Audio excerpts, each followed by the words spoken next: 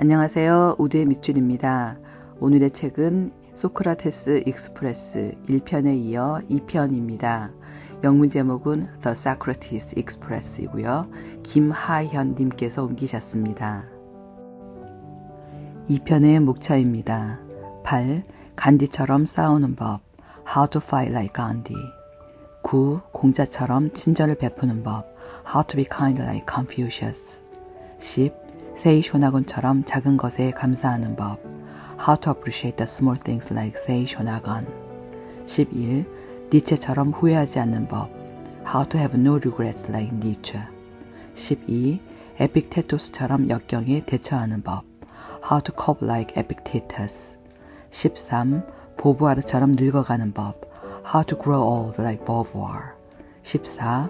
몽테뉴처럼 죽는 법 How to die like Montaigne 모든 폭력은 상상력의 실패를 나타낸다. 비폭력은 창조성을 요구한다. 간디는 언제나 새롭고 혁신적으로 싸우는 방법을 찾아 헤맸다. All violence represents a failure of imagination. Non-violence demands creativity. Gandhi was always searching for new, innovative ways to fight. 제대로만 하면 싸움은 생산적이다. 양쪽이 윈윈하는 해결책에 다다를 수도 있지만 애초에 싸우지 않았다면 발견하지 못했을 해결책에 다다를 수도 있다. 간디는 싸움을 필요하게 아닌 필요선으로 보았다. 우리가 잘 싸우기만 한다면 말이다. Fighting done properly is productive. Both sides can arrive not only at a win-win solution, but something more.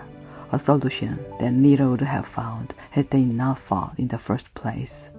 Gandhi saw fighting not as a necessary evil, but as a necessary good, provided we fight well. 나는 충돌을 피하려고 다른 사람의 뜻에 따르는 경우가 너무 많다. 그리고 말없이 뚱하게 있는 것으로 내 불만을 표현한다. 나는 은밀하게 깨끗하지 못하게 싸운다. 겉으로는 고분고분해 보이지만 속으로는 전쟁 중이다. Too often I accede to the wishes of others to avoid confrontation. I register my discontent by silently seething. I fight covertly, uncleanly. I appear docile but am belligerent. 간디는 수동 공격적이지 않았다. 간디는 공격 수동적이었다.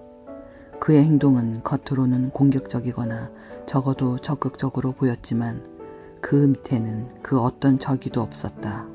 오직 사랑뿐이었다. Gandhi was not passive-aggressive. He was aggressive-passive. His actions appeared aggressive, or at least assertive. Yet scratched beneath the surface, and you found no animus, only love. 간디는 한 발짝 뒤로 물러설 것을 제안했다. 자신이 진실의 일부만을 지니고 있음을 잊지 말고 자기 입장을 점검할 것. 간디는 사람들에게서 최고의 모습을 보려고 노력했을 뿐만 아니라 아직 드러나지 않은 잠재력 선량함도 보려고 했다. Gandhi would suggest taking a step back. Examine your position, keeping in mind you possess only a portion of the truth. He strived to see not only the best in people, but their latent goodness too. 수천 킬로미터가 공자와 소크라테스를 갈라놓고 있지만 두 철학자는 비슷한 점이 많다. 두 사람은 거의 동시대를 살았다. 두 사람 다 위치가 불안정했고 제자들에게는 존경을, 엘리트들에게는 불신을 받았다. 두 사람 다 지식을 귀하게 여겼고 무지는 더욱더 귀하게 여겼다. Thousands of miles separated Confucius and Socrates, yet the two philosophers had a lot in common. They were nearly contemporaries. Both men occupied precarious positions, admired by their disciples, mistrusted by the elites. Both valued knowledge a lot and ignorance more. 공자는 말을 중요하게 여겼지만 그에게 인만큼 중요한 단어는 없었다. 그동안 연민, 이타주의, 사랑, 어짐, 진정한 선, 온전한 행동 등으로 다양하게 표현되었다. 그중 내가 가장 좋아하는 번역은 인간다운 마음이다. Words mattered to Confucius, but no word mattered more than Ren.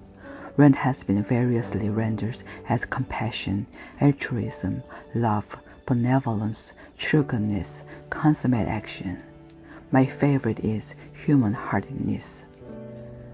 인을 실천하는 사람은 공경과 아량, 신의, 민첩함, 친절이라는 5가지 기본 덕목을 항상 실천한다. 공자는 친절과 사랑을 피라미드의 꼭대기에 올려놓은 첫 번째 철학자였다. A person of Ren regularly practices 5 cardinal virtues: respect, magnanimity, sincerity, earnestness, and kindness.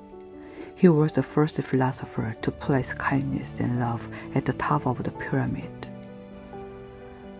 쇼나곤이 보기에는 작디 작은 요소가 균형을 무너뜨릴 수 있다. 딱 조화주의 철학이다. 모든 것은 딱 좋거나 완전 글렀거나 둘 중 하나다. 1cm 삐끗하는 것은 1km 삐끗하는 것과 마찬가지다. For Shonagon, the smallest detail can tip the balance. Hers is a philosophy of just soism. Something is either just right or it is not right at all. Miss by an inch and you might as well have missed by a mile. 니체가 영원회귀를 가장 무거운 짐이라 칭한 것도 놀라운 일이 아니다. 영원보다 더 무거운 것은 없다. 만약 모든 것이 무한히 되풀이된다면 인생의 가벼운 순간이나 사소한 순간은 없다. No wonder Nietzsche calls eternal recurrence the heaviest burden. Nothing is weightier than eternity. If everything recurs infinitely, then there are no light moments, no trivial ones. 여러 다양한 철학은 각기 다른 시기에 각기 다른 사람들에게 호소한다. 서로의 저항 정신은 10대의 마음을 끈다. 니체의 불꽃 같은 강렬한 아포리즘은 젊은이들을 끌어들인다. 자유를 강조하는 실존주의는 중년의 마음을 사로잡는다. 스토아 철학은 나이 든 사람을 위한 철학이다. Different philosophers appeal to different people at different times. Thoreau's rebellious spirit attracts teens. Nietzsche's flame-throwing aphorisms draw young adults. Existentialism's emphasis on freedom appeals to the middle-aged. Stoicism is an older person's philosophy. 몇 번의 전투를 이겨내고 패배도 몇 번 해보고 상실도 경험해본 이들을 위한 철학이다. 크고 작은 인생 역경의 시기를 위한 철학이다. 고통과 질병, 거절, 짜증나는 상사, 건조한 피부, 교통체증, 카드빚, 공개적 망신, 지연되는 열차, 죽음 같은 것들. It is a philosophy for those who have weathered a few battles, suffered a few setbacks, known a few losses. It is a philosophy for life's rough patches, large and small. Pain, illness, rejection, annoying bosses, dry skin, traffic jams, credit card debt, public humiliation, delayed trains, death. 스토아 학파는 차가운 사람들이 아니다. 강렬한 감정을 억누르지도 안으로는 벌벌 떨면서 겉으로만 용감한 표정을 짓지도 않는다. 이들은 모든 감정을 다 내던지지 않는다. 불안, 두려움, 질투, 분노, 그 밖에 다른 정념처럼 오직 부정적인 감정만 내던진다. The Stoic is no cold fish. He does not suppress strong feelings, putting on a brave face as he trembles inside. Stoics do not jettison all emotions, only the negative ones, anxiety, fear, jealousy, anger, or any of the other passions. 스토아 철학은 이처럼 우리의 통제를 벗어나는 상황과 성과를 무관한 것이라 칭한다. 이런 무관한 것들은 우리의 인성이나 행복에 티끌만큼도 보탬이 되지 않는다. 무관한 것들은 좋지도 나쁘지도 않다. 그러므로 스토아 철학은 무관한 것들에 무관심하다. The Stoics have a word for these circumstances and achievements that lie beyond our control. indifference. Their presence doesn't add one iota to our character or our happiness. They are neither good nor bad. The Stoic, therefore, is indifferent to them. 삶의 많은 것들이 우리의 통제 바깥에 있지만 우리는 가장 중요한 것을 지배할 수 있다. 바로 우리의 생각과 충동, 욕망, 혐오감, 즉 우리의 정신적, 감정적 삶이다. 우리 모두에게는 헤라클레스의 기운과 슈퍼히어로의 파워가 있지만 그것은 우리의 내면 세계만을 제어할 수 있다. 내면 세계를 지배하라. 그러면 천하무적이 될 것이라고 스토아 철학은 말한다. Much of life lies beyond our control, but we command what matters most.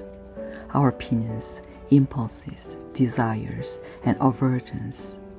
Our mental and emotional life. We all possess Herculean strength, superhero powers, but it is the power to master our interior world. Do this, the Stoics say, and you will be invincible. 키케로는 궁수를 떠올려 보라고 말한다.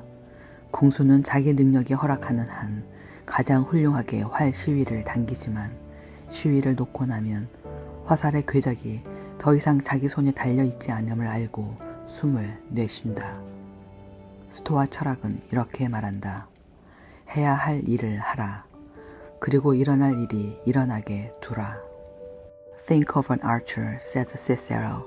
He pulls the bow as expertly as his abilities allow, but once released, exhales, knowing the arrow's trajectory is no longer in his hands. As the Stoics say, do what you must, let happen what may. 자발적 박탈의 목표는 고통이 아니라 기쁨이다. 때때로 삶을 편안하게 해주는 것들을 스스로 거부함으로써 우리는 그것들에 더욱 감사하게 되고 덜 얽매이게 된다. 자발적 박탈은 자제력을 길러주며 자제력을 키우면 여러 좋은 점이 있다. 기쁨을 포기하는 것은 삶에서 가장 큰 기쁨 중 하나다. The goal of voluntary deprivation, though, is not pain but pleasure. But occasionally denying ourselves certain comforts, we appreciate them more and lessen their hold on us. Voluntary deprivation teaches self-control, which has all sorts of benefits. Foregoing pleasure is one of life's greatest pleasures. 스토아 철학은 미래의 고난을 상상하는 것은 미래의 고난에 대해 걱정하는 것과는 다르다고 말한다. 걱정은 모호하고 애매한 것이다. 하지만 고난을 예상하는 것은 구체적인 행위이며 더 구체적일수록 좋다. 에픽테토스는 큰 도움이 되는 또 다른 제안을 한다. 네가 말하고 듣고 걷고 숨쉬고 삼키는 능력을 잃었다고 상상해보라. Imagining adversity is not the same as worrying about it, the Stoics say. Worrying is vague, inchoate. Premeditated adversity is specific. The more specific, the better. Oh, suggests Epictetus helpfully, also imagine you've lost the ability to speak, hear, walk, breathe, and swallow. 최악의 시나리오를 상상함으로써 우리는 미래의 고난이 가진 영향력을 빼앗고 지금 가진 것에 더욱 감사할 수 있다. 예상된 고난은 힘을 잃는다. 구체적으로 표현된 두려움은 그 크기가 줄어든다. 최소한 스토아 철학은 그렇다고 말한다. By imagining the worst case scenario, we rob future hardships of their bite and appreciate what we have. Adversity anticipated is adversity diminished. Fears articulated are fears lessened. That, at least, is the theory. 그때 롭은 스토아 철학의 위에서 내려다보기 개념을 설명하고 있었다. 당신이 지구 위 높은 곳을 맴돌며 당신의 작은 세상을 내려다보고 있다고 상상해보라. 별것 아닌 교통체증과 더러운 그릇과 옹졸한 말다툼과 잃어버린 노트들. 전부 무관한 것들이다. He was articulating the Stoic notion of the view from above. Imagine yourself hovering high above the earth, looking down at your puny world. The the inconsequential traffic and dirty dishes and petty arguments and lost notebooks, indifference, all of them. 노화는 새로운 성격 특성을 만들어낸다기보다는 기존의 특성을 더욱 증폭한다. 우리는 나이 들수록 더 강렬한 형태의 자기 자신이 된다. 이러한 변화는 보통 긍정적이지 않다. 돈 쓰는데 신중한 청년은 늘 투덜대는 늙은 수전노가 된다. 감탄할 만큼 의지가 강한 젊은 여성은 짜증날 만큼 고집센 할머니가 된다. Old age does not produce new personality traits so much as it amplifies existing ones.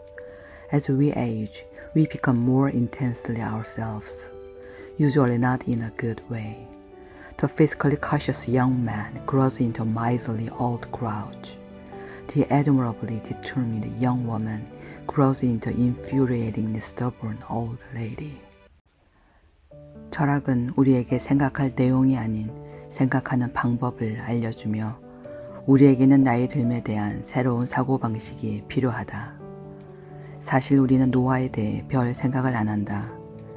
젊음을 유지하는 것만 생각한다. 우리에게는 나이 들면 문화가 없다. 나이 든 사람들이 절박하게 매달리는 젊음의 문화만 있을 뿐이다. Philosophy doesn't teach us what to think but how to think. And we need a new way of thinking about old age. The truth is, we don't really think about growing old. We think about staying young. We don't have a culture of aging. We have a youth culture to which an aging cohort desperately clings. 노화는 질환이 아니다. 병이 아니다. 비정상이 아니다. 문제가 아니다. 노화는 연속체이며 우리 모두 그 연속체 위에 있다. 우리 모두가 언제나 늙어가고 있다. 이 글을 읽고 있는 지금도 당신은 늙고 있다. 갓 태어난 아기나 할아버지보다 더 빠르지도 느리지도 않은 똑같은 속도로. Old age is not a disease. It is not a pathology. It is not abnormal. It is not a problem. Old age is a continuum, and everyone is on it. We are all aging all the time. You are aging right now as you read these words, and not any faster or slower than an infant or a grandfather. 노인은 인생의 꼭대기 가까이에 서 있기에 더 멀리 내려다 볼 수 있다. 이들은 과거의 희미한 윤곽과 어렸을 때는 파악하지 못했던 인생의 흐름을 분간하고 자신의 삶을 온전히 조망한다. The old, standing near life's summit, can see further. They discern hidden contours of their past, their tip arcs that eluded their younger selves, and see their life whole. 나이가 들면 특이하고 놀라운 일이 벌어진다. 더 이상 다른 사람의 생각에 신경 쓰지 않게 되는 것이다. 더 정확히 말하면 애초에 다른 사람들은 내 생각을 안 한다는 사실을 깨닫는다. 시몬 드 보부아르도 마찬가지였다. 보부아르는 스스로에 대해 더 자신감이 생겼고 자신의 특이한 성격을 더 온전히 받아들이게 되었다. 더 겸손해지기도 했다. Something curious and wonderful happens when we age. We no longer care what others think of us. More precisely, we realize they weren't thinking of us in the first place. And so it was with Simone de Beauvoir. She grew more sure of herself, more accepting of her idiosyncrasies, more humble too. 소녀에게 모든 것을 특히 너 자신의 질문을 물으렴. 경이로워하며 세상을 바라보렴. 경건한 마음으로 세상과 대화하렴. 사랑을 담아 귀를 기울이렴. 절대로 배움을 멈추지 말렴. 모든 것을 하되 아무것도 하지 않는 시간도 가지렴. 네가 원하는 모든 높이의 다리를 건너렴. 네가 가진 시시포스의 돌덩이를 저주하지 말렴. 받아들이렴. 사랑하렴. Dear Sonia, question everything, especially your questions. Gaze at the world with wonder. Speak to it with reverence. Listen to it with love. Never stop learning. Do everything but make time for nothing too. Cross the bridges on any damn level you want. Don't curse your Sisyphean rock. Own it. Love it. 죽음은 진정한 철학을 가리는 테스트다. 인생에서 가장 중대하고 겁나는 사건에 대처할 수 있게 도와주지 못한다면 철학이 다 무슨 소용인가? 몽테뉴는 이렇게 말한다. 이 세상 모든 지혜와 이론의 핵심은 결국 바로 이것이다. 우리에게 죽음을 두려워하지 않는 방법을 가르쳐 주는 것. Death is a philosophy's true test. If a philosophy can't help us deal with life's most momentous and terrifying event, what good is it? As Montaigne puts it, all the wisdom and reasoning in the world boils down finally to this point, to teach us not to be afraid to die. 몽테뉴는 죽음을, 자기 자신의 죽음을 온전히 직면하지 않고선 삶을 온전히 살아낼 수 없다고 말한다. 죽음에서 낯선 느낌을 제거하고 죽음을 알고 죽음에 익숙해지자. 다른 무엇도 죽음만큼 자주 생각하지 말자. 매 순간 죽음의 모든 양상을 상상하자. We can't live fully, he says, without facing death, our death, fully. Let us rid it of its strangeness, come to know it, get used to it. Let us have nothing on our minds as often as death. At every moment, let us picture it in our imagination in all its aspects. 죽음은 우리가 타고난 조건이다. 우리의 일부다. 죽음에서 도망치는 건 자기 자신에게서 도망치는 것이다. 우리는 죽음 쪽으로 방향을 재설정해야 한다. 죽음은 우리 밖에 있는 무엇이 아니며 우리는 죽음의 희생자가 아니다. Death is the condition of your creation. It is a part of you. You are fleeing from your own selves. We must reorient ourselves toward death. It is not an it, and you are not its victim. 죽음은 삶의 실패가 아니라 삶의 자연스러운 결과다. 몽테뉴는 천천히 죽음에 접근하기 시작한다. 그에게 죽음은 마치 나무에서 떨어지는 낙엽처럼 재앙이 아닌 아름답고 불가비한 것이다. 낙엽은 어떻게 떨어져야 할지 걱정하지 않는다. 우리도 그래야 한다. Death is not life's failure, but its natural outcome. Slowly, Montaigne begins to approach death, not as a catastrophe, but as something beautiful and inevitable. Like an autumn leaf falling from a tree. The leaf doesn't worry about how to fall, and nor should we. 죽음의 해결책은 더 긴 삶이 아니다. 절망의 해결책이 희망이 아닌 것과 마찬가지다. 죽음과 절망 모두 같은 약을 필요로 한다. 수용이다. 보부아르처럼 몽테뉴도 결국 받아들였다. 마지못한 수용이 아니라 완전하고 관대한 수용이었다. The remedy for death is not more life, any more than the remedy for despair is hope. Both states call for the same medicine, acceptance. That is where Montaigne, like Beauvoir, ends up. Not a half-hearted acceptance, but a full and generous one.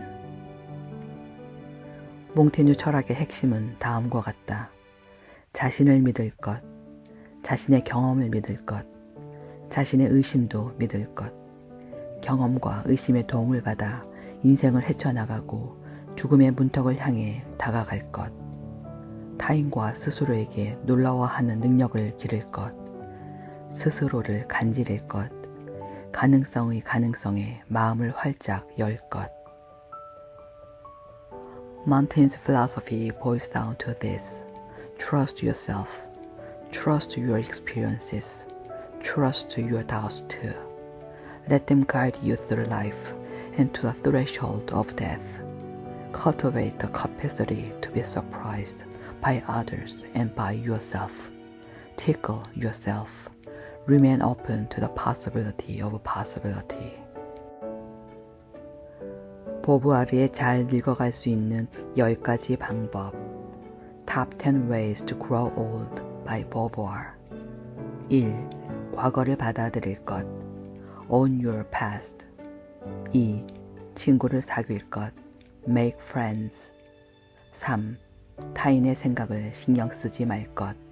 Stop caring what others think. 4. 호기심을 잃지 말 것. Stay curious. 5. 프로젝트를 추구할 것. Pursue projects. 6. 습관의 시인이 될 것. Be a poet of habit. 7. 아무것도 하지 말 것. Do nothing. 8. 부조리를 받아들일 것. Embrace the absurdity. 9. 건설적으로 물러날 것. Disengage constructively. 10. 다음 세대에게 자리를 넘겨줄 것. Pass the torch. 감사합니다.